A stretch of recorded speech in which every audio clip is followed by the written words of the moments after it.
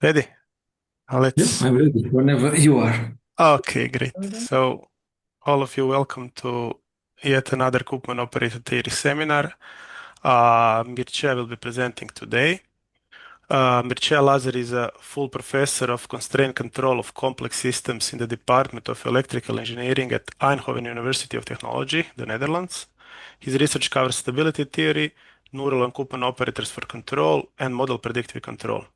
He received the European Systems and Control PhD Thesis Award in 2007, and his contributions include necessary and sufficient conditions for several long-standing problems in stability theory: the existence of piecewise linear Lyapunov functions, non-monotonic Lyapunov functions, and compositional stability criteria.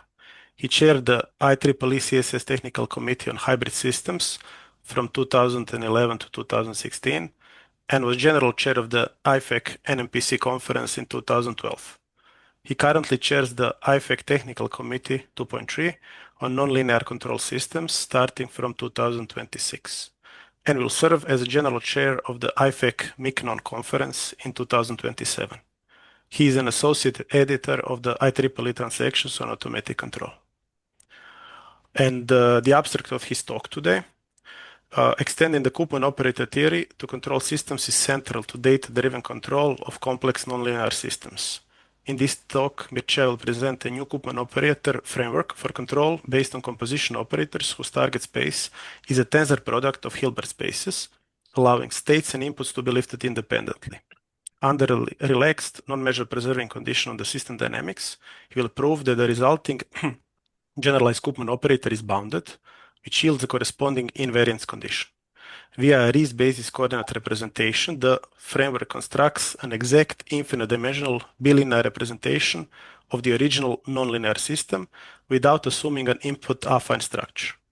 The key advantage is that the corresponding finite-dimensional EDMD, or extended dynamic mode decomposition, approximations are convergent Galerkin projections, mirroring the operator convergence property of EDMD for autonomous systems.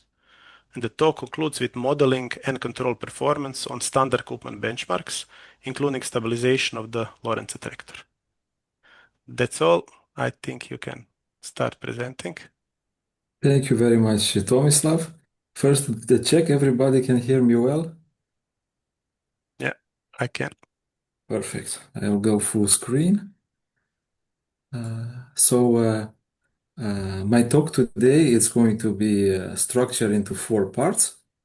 First, I will revisit a bit the classical Koopman operator theory, specializing on discrete time systems and looking at some conditions for the well-posedness of the Koopman operator in this case, and how can they be relaxed. And then I will build on that relaxation and I will show that we can maybe extend that approach to systems with control by composing directly with maps that depend on both state and input without having to construct an autonomous systems.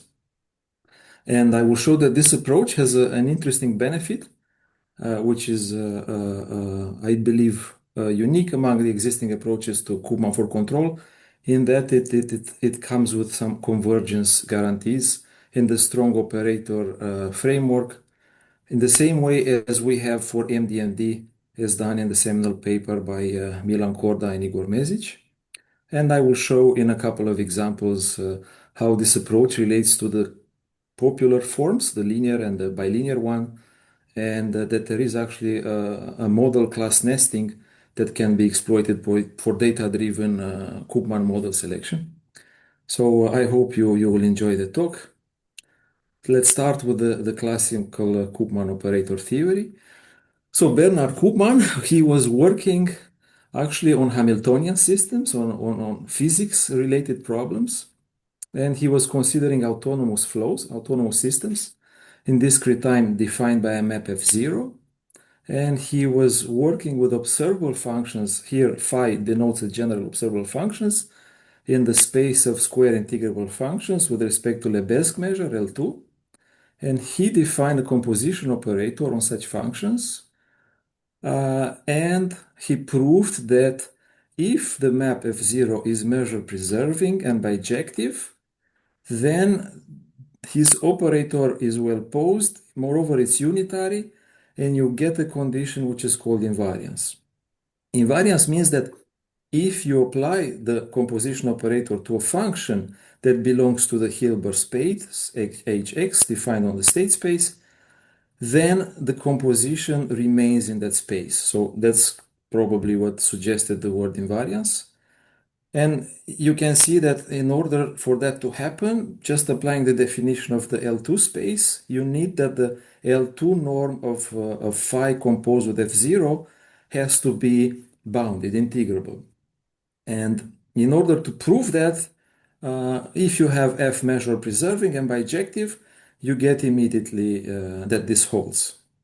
And now the question that I was asking myself, and maybe also other researchers, is okay, these assumptions naturally fitted Koopman's setting because he was working on Hamiltonian systems, which are measure preserving. I will show an example in a bit. But are these conditions necessary, let's say, for having this invariance condition? And in order to answer this question, we'll have to go through a little bit of notions. So first, we have to introduce the push forward measure under the map F0. And simply, this just can be seen as the measure of the preimage. Yeah? So if you define the preimage through the map F0 over set A, which is in the collection of measurable subsets with respect to the original measure, then these are all the points in X to which, if you apply the map F0, you land in A. So this is the preimage, and the push forward measure is the measure of the preimage, basically. And then there is a nice change of variables identity, which is instrumental in this bounding process, which tells us that if you integrate over the composition with respect to the original measure, it is the same as integrating over the function phi with respect to the push forward measure. And you can find this in many books here and there. But one of the first paper that actually exploited this for bounding is this very nice paper by Erik Nordgren on composition operator on Hilbert spaces from 78. On top of that, we have to assume a property which is called absolute continuity. And this less than equal is just a notation. And that's a property of the push forward measure. And what it says that if you have a set of measure 0 in your original state space, it's necessarily that the push forward measure it's also 0. So in other words, you want to prevent the case where the map F0 collapses a set A of non-zero measure to a single point, to something degenerate. So this pretty much says that volume may be distorted. So the map F0, if you apply it to a set, it can distort the measure of that set. But if it stays bounded and if it doesn't collapse, that's okay. Yeah? And then if you have this property for the measure, for the push-forward measure, the Radon-Nikodym theorem says that there exists a unique derivative, a W in L1. Here the index 0 just denotes that we are dealing with the autonomous map. And then once we go to systems with control, we will drop the 0. And this derivative can be defined as the ratio of these two measures, the push-forward measure and the true measure.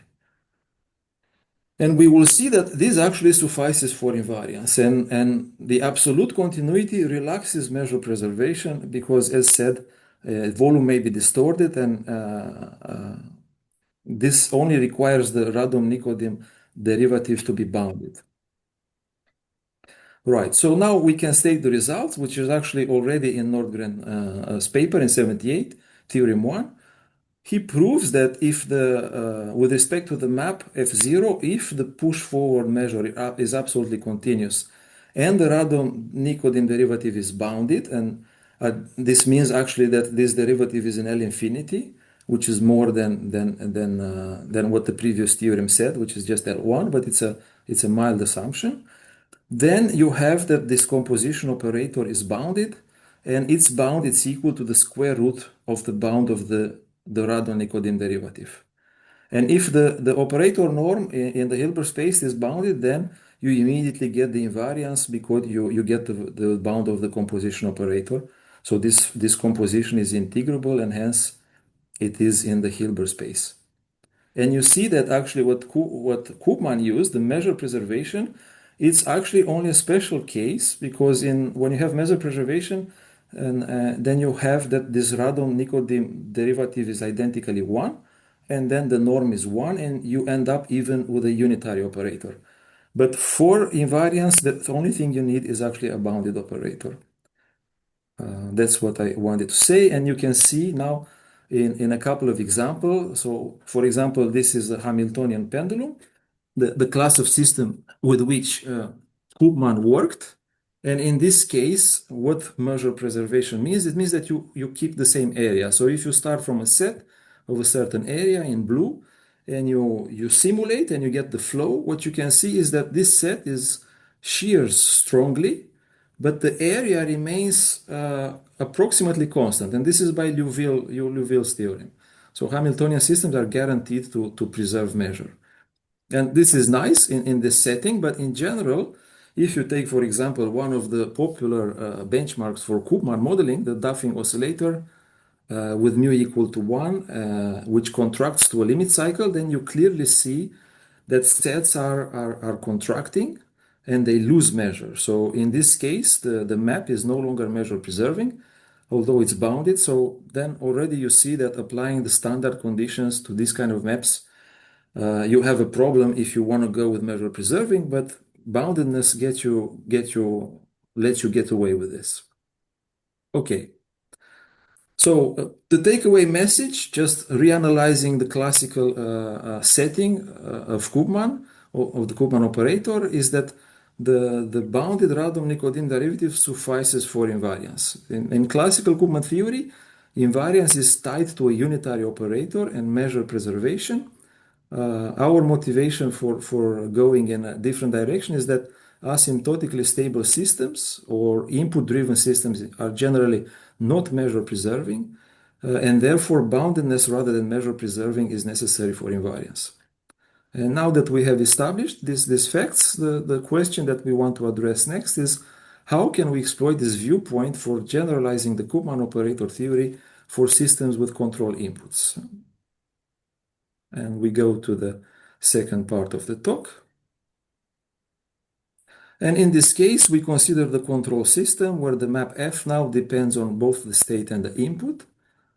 And we propose to lift the state in its own Hilbert space of Lebesgue integrable functions, L2, and the input in its own Lebesgue Hilbert space independently and then compose with F directly. So instead of trying to, let's say, what other works do, I will come back to that later to discuss relations with state of the art. Other works treat the input U as an artificial state or as a parameter and try to go back to an autonomous Koopman operator. We go directly and try to see what's happening if we compose the observable directly with the map F, which now depends on both X and U. Yeah, and what you see that the key change that happens in this case is that the image of phi composed with F depends on both X and U. Therefore, the codomain is no longer the original Hilbert space, the state Hilbert space, but a different Hilbert space, which we will construct as the tensor product between the state Hilbert space and the input Hilbert space. And now the next question we have to face, just like Koopman himself when he was working on his operator, is what are the implications in terms of invariance? So when is our generalized Koopman operator well posed, now mapping in between two different Hilbert spaces? And to answer this, we first make an observation that note that the tensor Hilbert space is isomorphic with the L2 space defined on the Cartesian product of X and U with the product measure of the two measures. And the observables that we define independently, their product forms an observable in the tensor product Hilbert space. And the generalized invariance condition is now that if phi belongs to the age X, we need to prove under which conditions on the map F, the composition of phi with F belongs now in the tensor Hilbert space of Hx and Hu. And we will show next that, in fact, boundedness, the same boundedness conditions with very minor adaptation are sufficient for these generalized invariance conditions to hold.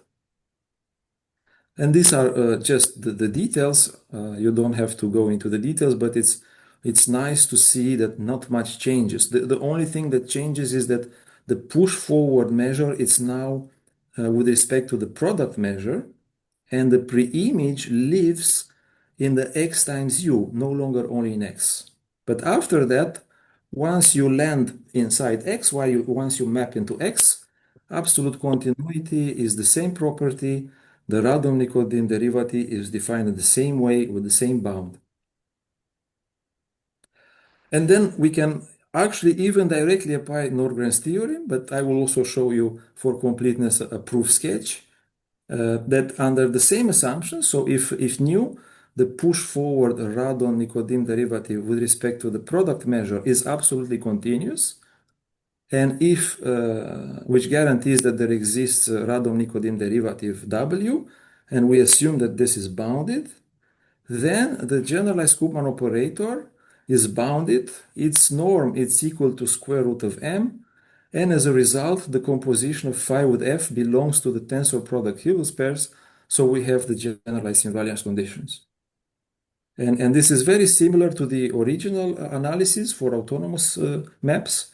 And the only difference is that we have pushed forward onto X and the codomain changes to the product Hilbert space.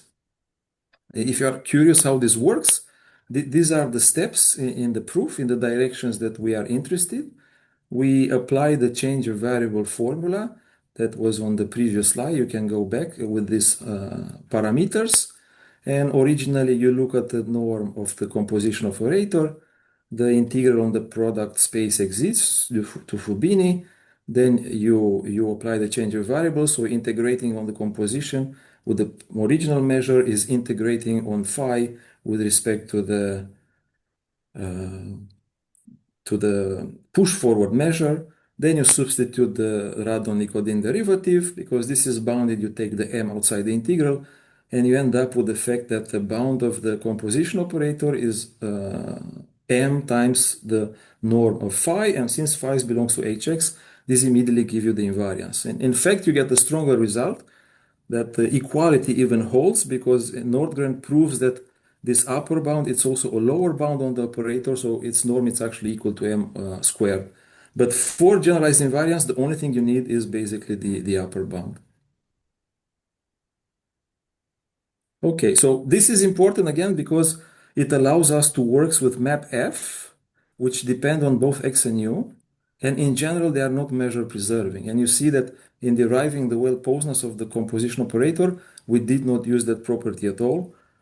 So that's why we did this analysis. And now, given that we have identified the composition operator, next we need to relate it to what is known as the explicit infinite dimensional dynamics of the lifted state, or the matrix K. Typically in the literature, there is a kind of a interchange between these two. So both the CF is called operator Koopman, also K is called the Koopman operator.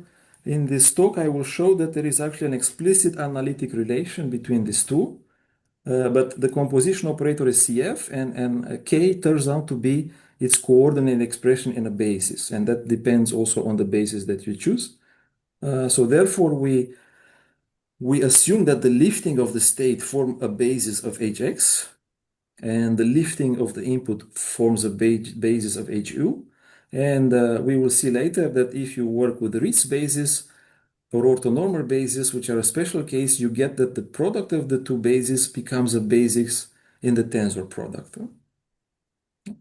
And we do the same thing as you do for the autonomous Koopman operator. You collect all the observable functions for the state into one big vector, phi, and then you didn't have the x index because you only dealt with one vector. Now, because we have lifted states and lifted inputs, we work with two vectors, phi x with the individual functions and phi u with the individual functions indexed by u.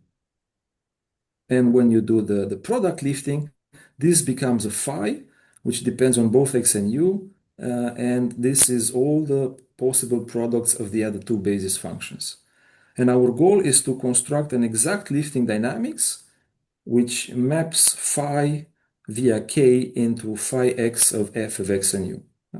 If you take away the input, for example, then it's exactly the original Koopman equation. If the input goes away from here, this becomes phi x, this becomes f of x, and you get the original Koopman equation. So we simply extended that to the input case uh, in a direct way without augmenting the dynamics with something else.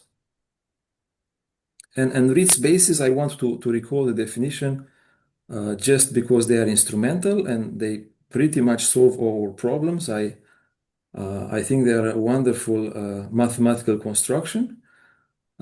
Basically, a sequence is a Ritz basis in a Hilbert space. If this nice bounds holds, orthonormal bases are a special case where the bounds are one. And the nice property is that if you have Ritz bases in the Hilbert space of the state and Ritz bases in the Hilbert space of U, then the tensor product remains a Ritz basis in the tensor product Hilbert space. And another nice property of the Ritz bases is that they admit so-called synthesis operators, which map sequences in L2 into these linear combinations of basis functions. And these operators, if you have a Ritz basis, they are both bounded and boundedly invertible. So you can make a lot of nice constructions with them. And we will make use of two synthesis operators because we have two Hilbert spaces. Wx is the one corresponding to the basis on the Hilbert space of the state, and W is the one corresponding to the product basis on the tensor product Hilbert space. And our goal is to construct the infinite matrix K such that we obtain this kind of infinite dimensional Koopman dynamics, which are defined on the product Hilbert space. And you see that what we get from this is that the dynamics K remains a linear operator. It doesn't depend on U as a parameter, as it is done in other works for control. I will come back later to that. And this is composes with the original function. So we will do this in two steps. So first we will show that K exists. I don't give all the details of the proof. At the end, I give links to supporting papers, but I just show you the construction, the final form. And then we establish the relation between K and the original composition operator. And we will see that actually this is done via the synthesis operators. So the result in its existence and form says that K, if phi ix and phi iu are Ritz bases of their respective Hilbert spaces, and the generalized invariance conditions hold, so the composition with the phi ix functions with f remains in the product Hilbert space, and we already identified the conditions on F for this property to hold, then the matrix R, which is the gram matrix of the product basis, it's invertible because it's the gram of a Ritz basis, and the matrix K is given by the product between the matrix Qx, which are the inner products, and the inverse of R. And this derivation actually builds on the original work from Professor Asada, which made this construction for autonomous systems. So in his case, Q and R were operating on the same HX space. And here we kind of generalize that construction to the product space. So now that we have shown that the matrix K exists, we can take one step further and identify its analytic relation with the original Koopman composition operator. And to do that, just introduce the standard L2 basis, the EI, which selects a specific basis functions if you apply the composition or the synthesis operator to it. And then we see that each phi x composed with f is given by the multiplication of the ith row of the matrix K with a vector of basis functions phi. And this is called the coordinates of this function. And now if you start applying and exploiting these relations, so here on the left we have the Koopman composition operator apply to phi ix, which we write via the synthesis operator as wx applied to ei. That's why we get CFWXEI. We end up on the other side with the synthesis operator of the product basis applied to the transpose of the matrix K and the same basis vector EI. And here the transpose is kind of the same like the adjoint, but because this matrix is real valued, it becomes the transpose. And what we get from this relation is that these two operators, so the composition of CF with the synthesis operator WX and the composition of W with K transpose, they coincide for all the elements of a basis, then necessarily they must be identical. And in the end, you get that the K transpose is No, è in uh, inglese. uh, Cerchi? Non ce l'ho io. Sorry, I think Paolo needs to turn off his microphone. Probably some other people also. yes. So we get that K transpose is W minus 1 CFWX. And be aware, here we don't have products of matrices. These are operator compositions. And you have this very nice relation, which I think it is alluded towards in the literature, especially connection with the Koopman operator, with the Frobenius transport operator. But as far as I'm aware, I have not seen this very nice explicit relation. How do you get from the composition operator to its coordinate representation in the basis, the K matrix? And here you can see this diagram. On the right, you have the diagram for system with inputs. And what changes there is that uh, you have a different synthesis operator and a different codomain, W and the product. If you apply the same construction to the autonomous case, you simply get HX and you have the same synthesis operator. And this is very nice because now you get a result for free, since we already have proven that the composition operators CF or CF0 for the autonomous case are bounded. You get for free that these linear operators on L2, they are bounded as well. Yeah? And this comes from the fact that the norm is transpose invariant on L2, and then you get that the norm of K is upper bounded by this product of these three norms, where the norms of the synthesis operators are bounded due to the Ritz bounds, and the composition operator we established is bounded, so you get that K is also a bounded operator. So this uh, Sorry again, user. uh, We don't have the host here. Jean is not here, so I cannot mute them. User 202402464. And please, all the others, mute your mics. it's So good you that don't. you give me a break so that I can breathe a Yeah, little bit. you can drink a little bit of water. But I find these relations very, very, very nice. So you can have another look at them. Okay. Uh, and then we can continue. And now we have the full picture coming together. So what we constructed is an infinite dimensional exact bilinear system, but bilinearity does not come like in other Koopman works from assuming some kind of structure on F. It comes inherently from the tensor product of the spaces. And you see that you start with X and T, you lift them, and then you get ZT and VT in the Hilbert space. You have here the tensor product, apply the linear operator, then you get the forward ZT plus 1, and then by decoding, you go back to X. So if you want to put this on one equation, you get that phi x minus 1, k phi, agrees with F. And we have proven that K, the infinite dimensional matrix that describes the dynamics, is a bounded linear operator from L2 to L2. And this is actually inspired from a question that I got at the very nice Koopman symposium in Croatia, in Kres. And that's exactly the question that I got. What's the relation between K and C?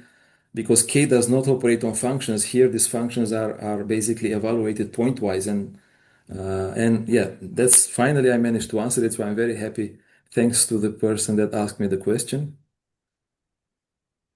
Now, of course, there is one cave hit that I got this remark immediately from a reviewer of one of my papers, and I thank him for that.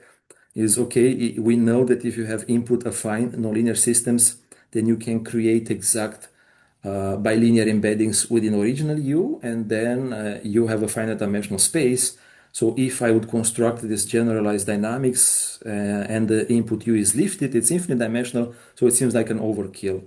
We have good news for input affine dynamics. We can, under the usual assumptions, we also prove that you can work with a finite dimensional input space.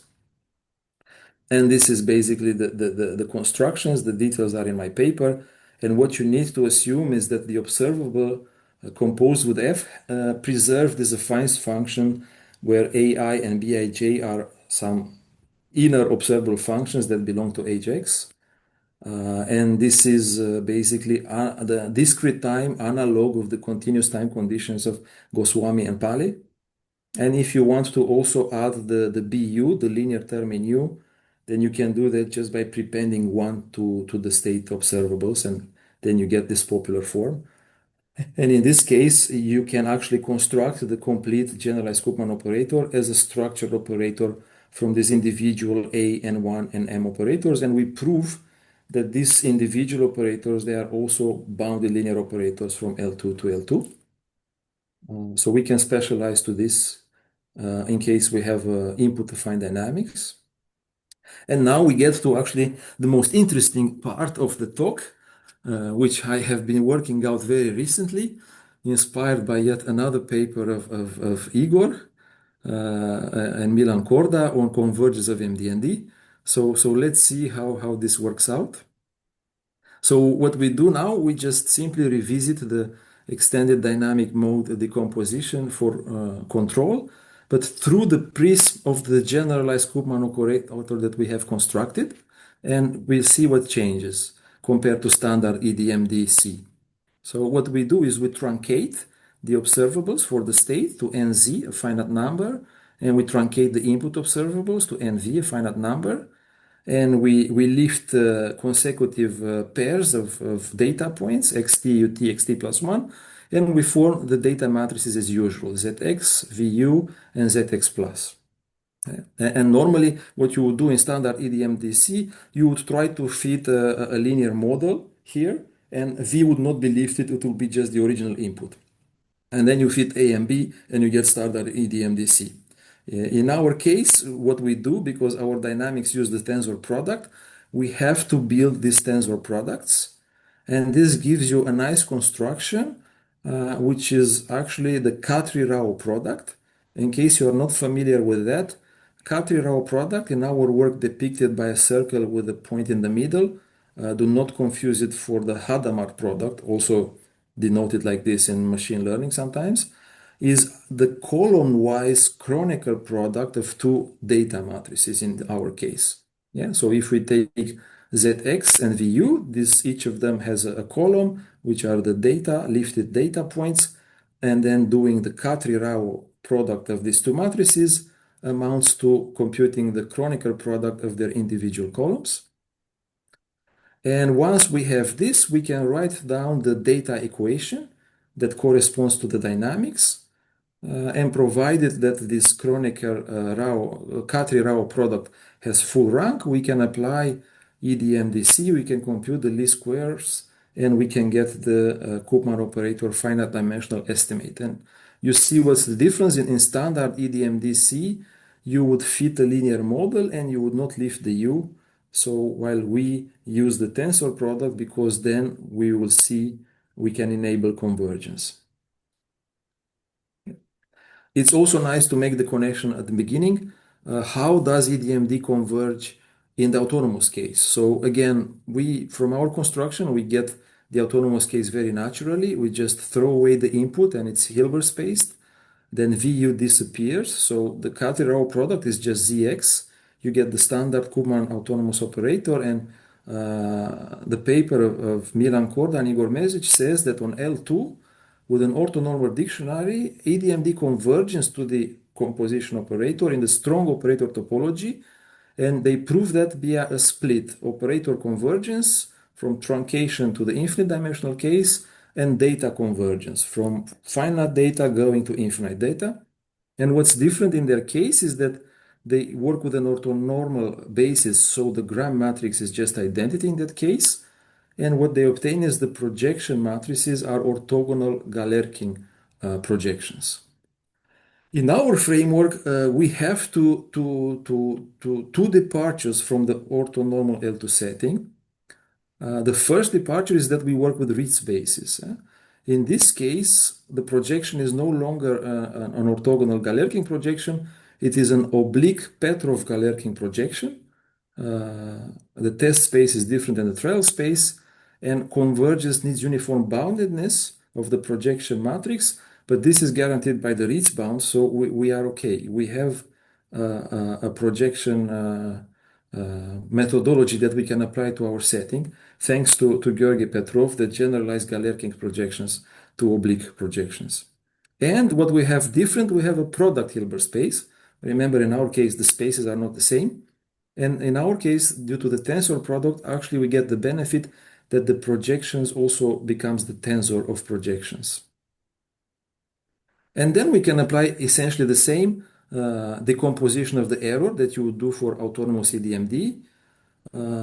If you define K, N, Z, and V to be the Galerkin projection for short, but is the Petrov Galerkin of K on the truncated subspace, and this is the data-driven estimate with a hat, then you have that the error that you make in the operator approximation is bounded by the sum of the Galerkin error, so due to truncation of the basis functions, and the data error due to the fact that you are approximating this truncated form with a finite amount of data. And it's the same as in standard EDMD, but now with oblique projections. And I have here a proof sketch. We apply the same proof as in the autonomous case. What you do is you add and subtract this term. You define the projection matrices. You see the difference now that we have a different projection for the domain and another one for the codomain. But once you split these two terms, the only thing you need for convergence is that these projection operators converge to the identity strongly. And fortunately for us, again, Ritz basis comes to the rescue, and you can infer this convergence from the Ritz basis, and then you get that you get convergence in the stroke operator topology. So this kind of solves the first problem. And in the second problem, with the data, we also can benefit from existing results, because you see that the entries of this Cateraro product are simply empirical versions of the inner products in the matrices R and QX. And basically what you get is that the same as done by Milan and Igor in the autonomous case, you can prove that the data points go to infinity. The sample means converge to the exact inner products. The only difference is that now we have different inner products and different spaces. But then by continuity of the inverse and multiplication, you have that this limit is preserved and you converge to from the finite data operator, you converge to the true truncated operator. And you can invoke two approaches to do that. Either you have to take identically and independently distributed points from the product measure, or you can use an ergodic trajectory, just as done by Milan and Igor. There is even a third option by Professor Asada. You could approximate these inner products by quadrature. But once you have this, so basically due to our construction, basically you get this nice convergence guarantees. And you get convergence of the generalized Koopman operator for maps with control input in the strong operator sense, the same as we have for EDMD for autonomous systems. And the nice thing is that additionally, we even relax these convergence results for autonomous systems in the sense that we allow for non-measure preserving maps, and we allow for Ritz basis instead of orthonormal basis. And it's nice to see in the paper of Milan and Igor, they have an assumption too, which they use for the proof. And in that assumption, essentially, they simply circumvent the technicalities and they assume that the composition operator is bounded. And right after that, CF0, they say that, oh, if the map T, for them T is the dynamics, for us is F0. If that one is invertible and bijective and Lipschitz, then you get this boundedness. And the point is that actually you can work directly with non-measure preserving maps and bounded Radon-Nikodym derivative. And overall, for us, it's important that we have now strong operator convergence for the Katri-Rao EDMDC for systems with control. What's the relation with existing results? I selected here some of the most well-known approaches to Koopman operator theory for control. The original paper, Koopman meets MPC by Milan and Igor, they rely on lifting with infinite input sequences. In terms of convergence, I mean, for bilinear with bounds, the Seyfried EDMD paper by Robin Strasser and Julian Berberich and Karl Wortmann and Frank Algover, they rely on exact bilinearization in unlifted input, and they also require that the sampling period converges to zero to get convergence. And the recent Koopman control family from Hassel and Cortez relies on finite dimensional invariant subspaces. And what I'm trying to say is that all these works, they bring a very nice viewpoint. But in terms of convergence, I think that the constructions we presented here kind of gives you an elegant way to get this convergence, and you don't have to use any of these assumptions. So we work with infinite dimensional spaces where invariance is guaranteed. We don't require the sampling period to go to zero, and we can work with finite input sequences. But other than that, each of these works brings a very nice contribution. And we recently have been working on a tutorial paper where we discuss insightful relations between these approaches, and this was submitted to CDC and will probably be shared on Arxiv soon. Karl Wortmann and Armin Leder are in charge with that. So that's what I have to say about this, how we stand in this literature context. And now, before I go to the examples, I would like to make just two very relevant implications. And one of them is that what we get under certain constructions, we get that the true state error converges to zero, which is what you are interested in. So basically, if you employ a linear decoder D and you fit it with least squares on the approximated operator, you can decompose the error on the true state, and you see that this is equal to the decoder residual plus the operator, the decoder operator norm times the residual that you make in the feature space. So this is the error in the feature space due to the truncated operator. And this is very nice because, just for example, if you take, if you prepend X, the true state, to the observables, then you immediately get a zero decoded residual. So this vanishes. And then you get a direct bound of the true state error by your features error. Yeah? And this is beneficial for many reasons. You can get proportional bounds or other stronger bounds. You can see the review of Robin Strasser for many methods how to go further from here. But also as an anecdote, you can now submit your paper to IEEE Transactional Automatic Control, because there is a message there that says that Koopman papers that do not have guarantees on the true state space, they are not approved. Errors in the lifted space are not sufficient. Well, now you can use this result. If you use the generalized Koopman operator, you get for free. If you have bounded in the feature space, you get for free bounds on the true space. Okay, jokes aside, another important implication is the nested model class hierarchy. So another question that I've been pondering upon is, where do these like linear and bilinear forms converge when you take the state observable to infinity?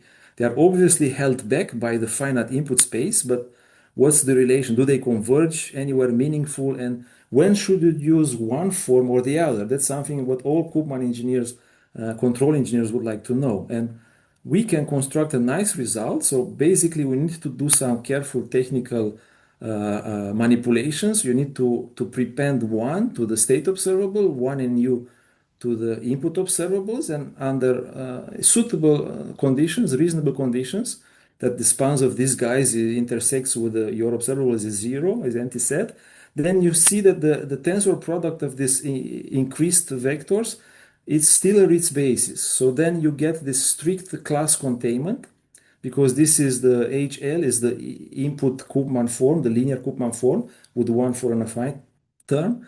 And then this is the bilinear form. And then if you go all the way to the end, you get the generalized Koopman operator, and you see that this inclusion is actually strict. And if you now start doing structural projections, you see that all these operators, they can be recovered from the same generalized Koopman operator, just with a different domain projection matrix. So they all share the codomain projection, they all map into the state space, but they have a different domain projection. This is the linear form, just these three elements, the bilinear form, and this is the complete. And only the full form covers L2, it's complete, and it factorizes.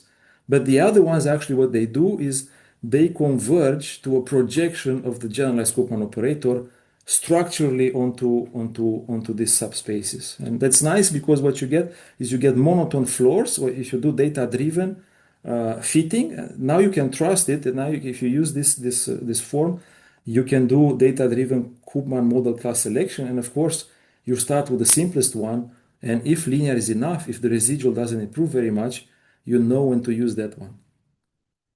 So now we go to the fun part to conclude the talk. Some illustrative benchmark examples. And I will start with an example taken from another favorite paper of mine that I like very much. It's called Applied Koopmanism by Budisic, Moore, and Igor Mezic. And in this paper, they show all kinds of interesting constructions, among which this example. This is called rotation on the circle. I'm adding the control to that. So it becomes controlled rotation on the circle. And what's nice about this system that you can see is that the eigenfunction of the Koopman operator are the Fourier modes, and we can construct an analytic form of the Koopman operator, so we can really compare convergence to a true Koopman operator to test the hypothesis that I launched previously. These are the dynamics, so it's x plus u modulo 1, and basically the u just rotates the x. It keeps on going around the circle. And when it has the restriction that numbers that differ by 1, they are the same. So you have to wrap when you go outside to stay in the circle. And these are some details. In lack of time, due to lack of time, I will probably go over. But what I want to point out is that the input, if you apply the composition operator to such a Fourier observable functions, then you see that the input pops up in the operator non-linearly. So this will be a true test for the linear and the bilinear forms because they feature the input in a linear way. And we will see, we use Fourier modes as observables, and we will see what happens. This is the way how we can actually display the operator. What we do is we choose a test function, and for this test function, phi, cosinus 2 pi x exponential, we can prove by the Jacobi-Unger expansion that it has an analytic form and it is equal to this. So basically, we can now just plug in x and u inside this function, and we can see how the composition operator looks like applied to this test function. And this is exact. There is no truncation. So therefore, we can really now test the convergence properties of the three Koopman forms that we are going to examine. And what you see is that as advocated by the developed theory, the generalized Koopman operator convergence to machine precision, strong operator convergence, and that's not empirical, that's with respect to the true operator norm. And we also have that the Ritz-Gram spectrum stays nicely bounded. While the linear and the bilinear forms, they cannot converge, they get stuck into structural floors. And that's because, like, if you have u entering linearly, there's no way you can represent this exponential function in u with a complex number, so which is kind of sinusoidal. So that's a very nice result, in my opinion, because it shows for the first time that actually the linear and bilinear form are limited, not just empirically by testing on certain application and simulations, but in a case where they are tested against a Koopman operator that it's computed analytically. So there was a gap to fill, and our convergence proof is validated. And you can see also in 3D how you add more observables. This is the error with respect to the true operator, and it goes from 0.18 to 10 minus 4 to 10 minus 8. So we have this nice convergence property that the more observables you add, if you add them in a way that you retain the Ritz basis, then it's going to get better. Of course, you have to deal also with numerical aspects, so you have to be careful about how you choose your basis functions. Here, I just want to show you two examples that are very nice to work with. I don't think I have time to go into the, let's say, my cookbook for kernel regression for Koopman operators, but I will point you to a paper and we can talk about that later. So let's see the control of the Duffing oscillator with the limit cycle, the one we started with. And we try to fit the operator, and this is just regression. It's sequential regression because we are tuning on the reach parameter to minimize a multi-step prediction rollout. But it's just a least square regression, so it scales very well with large data sets. We don't do any non-convex machine learning for deep neural networks. Everything is analytic. And then you get the same type of behavior that the theory predicts. If you increase the numbers of observables, the feature error goes down. And because we have that nice bound that the true state error is upper bounded by the feature error, you see that in blue, the true state space error on a rollout. So this is not one step. So this was one step error, okay? But here we do a rollout where we don't update anymore. And you see that the error is very good, 10 to the power minus 4, both for the feature space and for the true state space, which always remains under the lifted error. You see in the trajectory, you cannot distinguish. It's very good. We also used a lot of data. Also, I want to mention these errors are not for a single trajectory. This plot is done on 600 data sequences on average, which are randomly distributed. And now you see the result with MPC. This is the autonomous movement, strong limit cycle. And now with the Koopman operator, we can nicely control this to the origin. And finally, the Lorentz oscillator. I want to share with you an anecdote very quickly. When I start working on the Koopman operator, I saw a video by Nathan Kutz showing how you can capture the modes of the van der Pol oscillator and you add more data and it's better. And then I started doing that and I was very proud. So the van der Pol and the Duffing, they worked very quickly. And then I got cocky and I applied it to the Lorentz system and it didn't work. It went all over the place. And then I tried and I tried and I tried and I tried. And it took me about 1 year. I found a method that systematically worked on the Lorentz oscillator. And I'm just using standard generalized Koopman, so Katri-Rao-Kellner regression, without any forcing input. Remember, this is a chaotic system, so you cannot get perfect results. And I'm very happy to have succeeded. So you see the same behavior that if you increase the observables, the feature error point-wise decreases.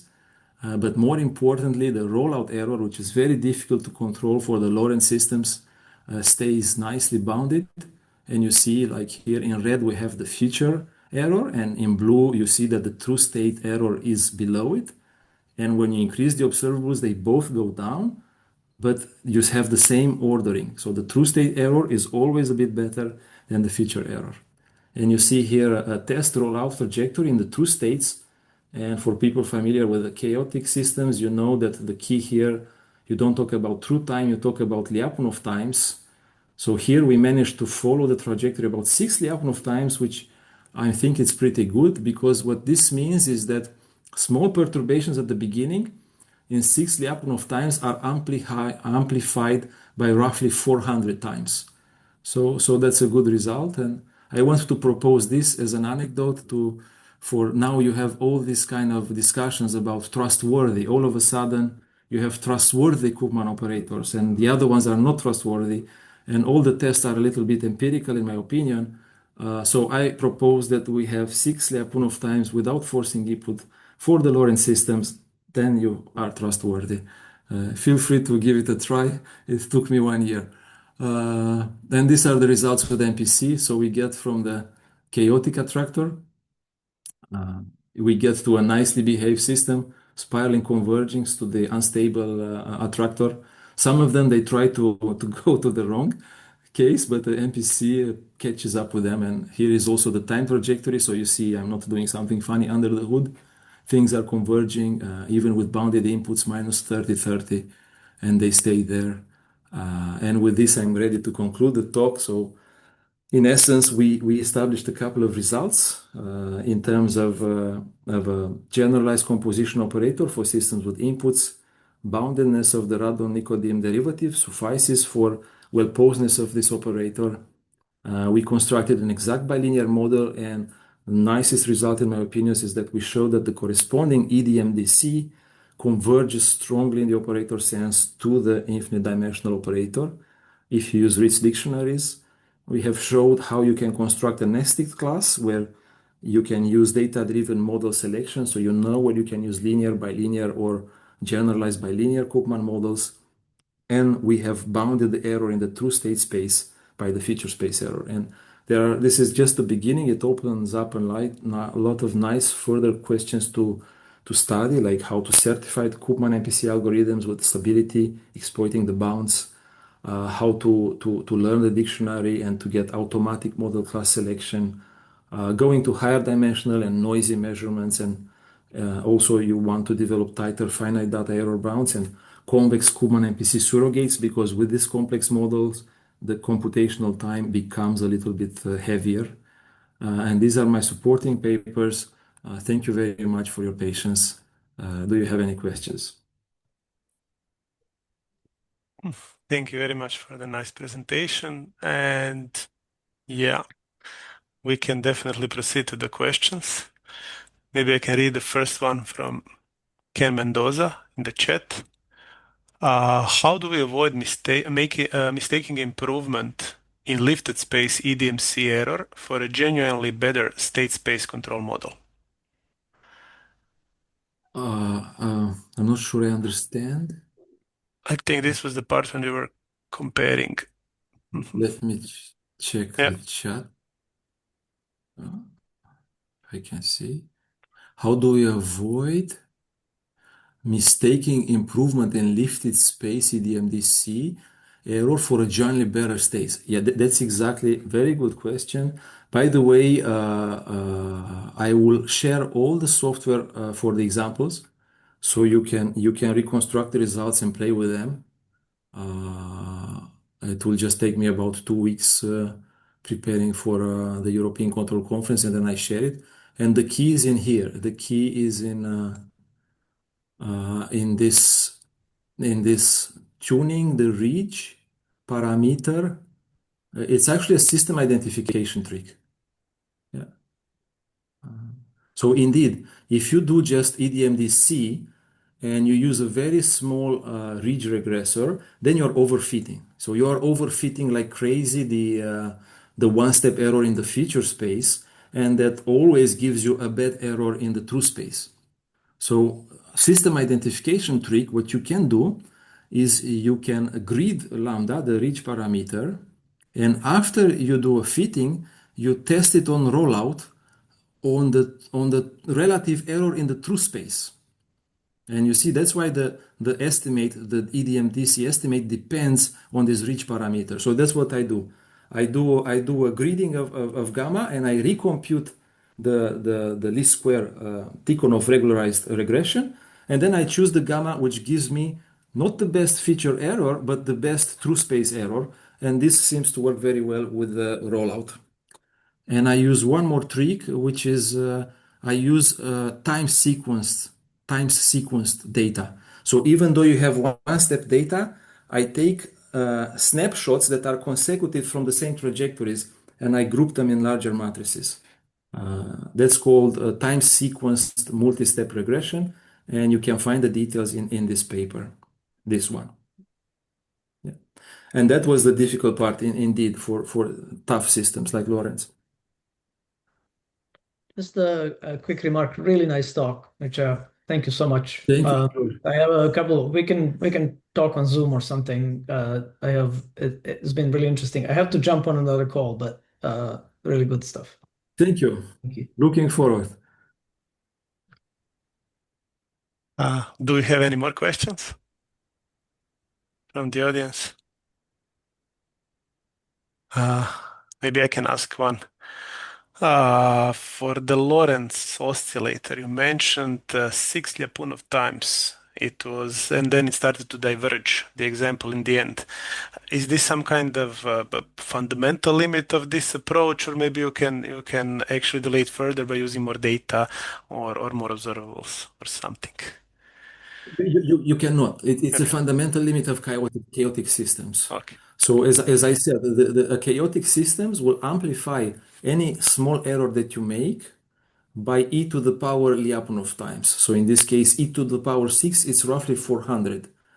Mhm. So as you roll out in time, due to the chaos nature of the system, no matter you will need absolutely infinite data, but no, you cannot learn a chaotic system exactly. And what you can find in the literature, there is some literature in the Koopman operator just autonomous case. They exploit something called a forcing input. And this forcing input helps you to kind of produce this chaotic behavior. But the most they can go is to 10 Lyapunov times. Mhm. Mhm. And beyond that, even with the forcing input, you cannot learn a chaotic system for infinite time. So that's because then 10 Lyapunov times means that your initial errors are amplified by e to the power 10. So there is a finite time when any error that you make in the beginning due to your approximation, it will just blow up. So sooner or later. So yeah. Mhm. Thank you very But much. I'm not an expert in chaotic systems. That's what I read in these papers. But I can recommend you if you are interested. Yeah, yeah, definitely.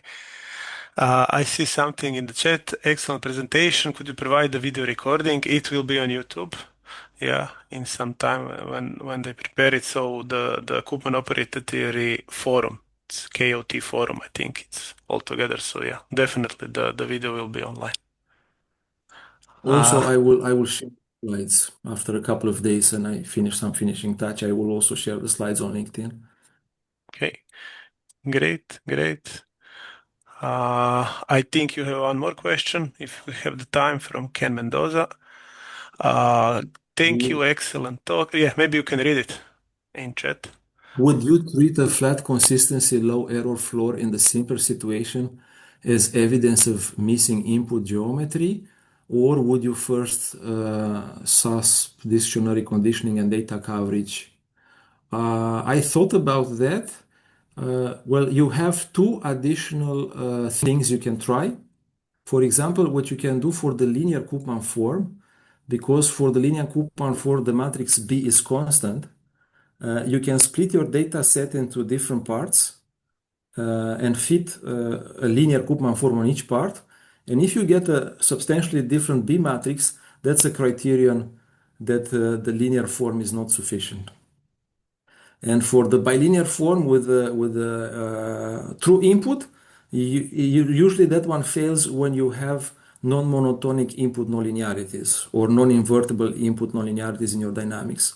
Then that one does not suffice.